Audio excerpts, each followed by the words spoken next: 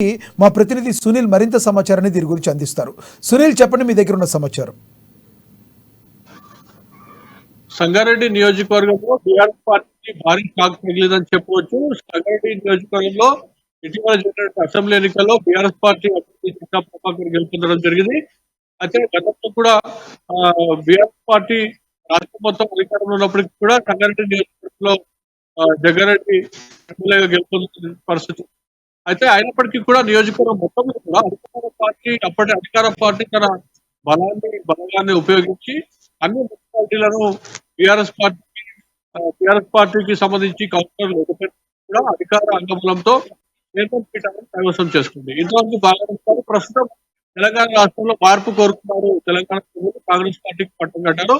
అయినప్పటికీ కూడా సంగారెడ్డి నియోజకవర్గంలో బీఆర్ఎస్ పార్టీకి ప్రతిరోజు కూడా ఎక్కువైందని చెప్పవచ్చు. తాజాగా సదాశివపేట మున్సిపల్ చైర్పర్సన్ పిల్లోడి జయమ్మ కార్యక్రమంలో చింతా ప్రభాకర్ కుటుంబానికి ఆమెపై సొంత పార్టీ కౌన్సిలర్లే అవిశ్వాస తీర్మానం ప్రవేశపెట్టారు. జిల్లా కలెక్టర్ అదనపు కలిసి కొద్దిసేపటి క్రితం అవిశ్వాస తీర్మానం సంబంధించిన నోటీస్ అందించారు.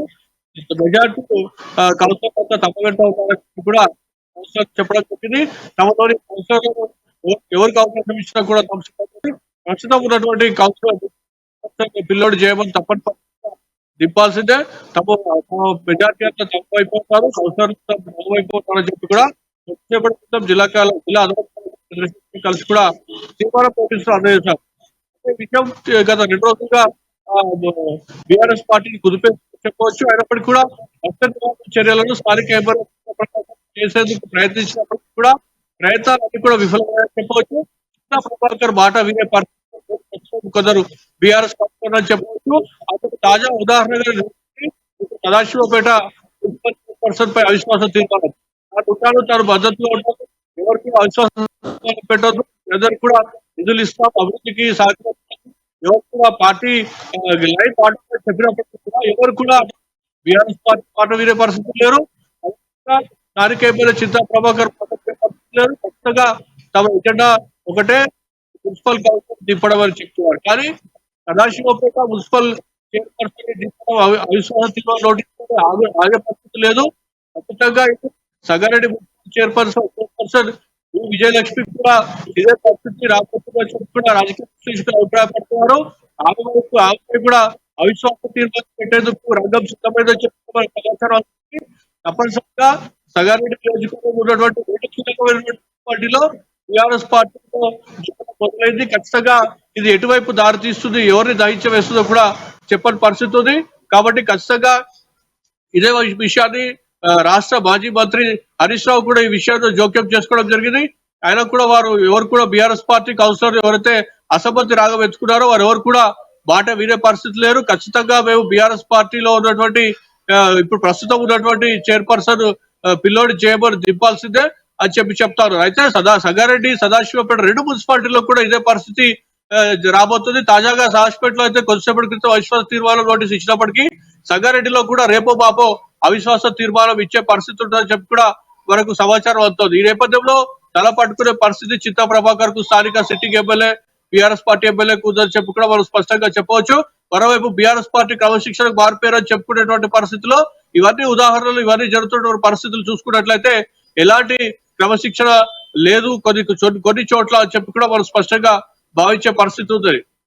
సునీల్, ముఖ్యంగా చెప్పండి, ప్రధానంగా కౌన్సిలర్ జయమ్మపై ఈ విధంగా కౌన్సిలర్లు తిరుగుబాటు ఏ విధంగా చైర్మన్లపై కౌన్సిలర్లు తిరుగుబాటు చేయడానికి ప్రధాన కారణం ఏంటి? అసలు చైర్మన్ పై తిరుగుబాటు చేయడానికి గల కారణం ఏంటి? కౌన్సిలర్లు అందరూ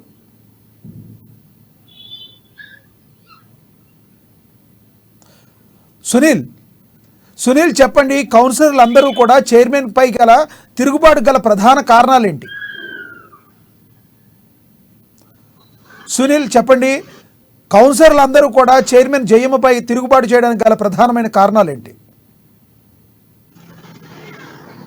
కౌన్సిలర్ అంతా కూడా కేవలం జయమ్మ మున్సిపల్ చైర్పర్సన్ ప్రస్తుతం ఏదైతే ఉన్నారో ఆధిపత్య పోరు కానివ్వండి, లేదంటే నిధుల అందుబాటులో ఉపయోగాలు లేదంటే స్థానిక ప్రభావం కొందరు కౌన్సిలర్ జయమ్మ చెందినటువంటి కౌన్సిలర్లకు అవకాశాలు ఇవ్వడం, మిగతా కౌన్సిలర్లకు కొత్త పార్టీ అయినప్పటికీ కూడా పట్టించుకోవడం లేదు.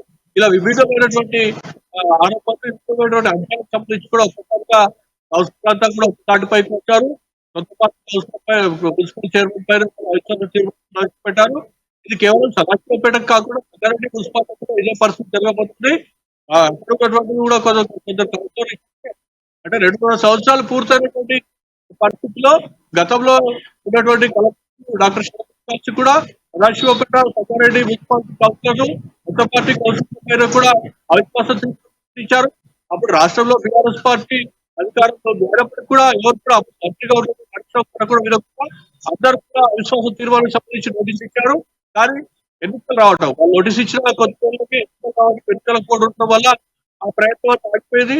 ప్రస్తుతం రాష్ట్ర పార్టీ మారినప్పటికీ కూడా టీఆర్ఎస్ పార్టీలో ముక్కల ఉంది, ఖచ్చితంగా కొనసాగుతుంది.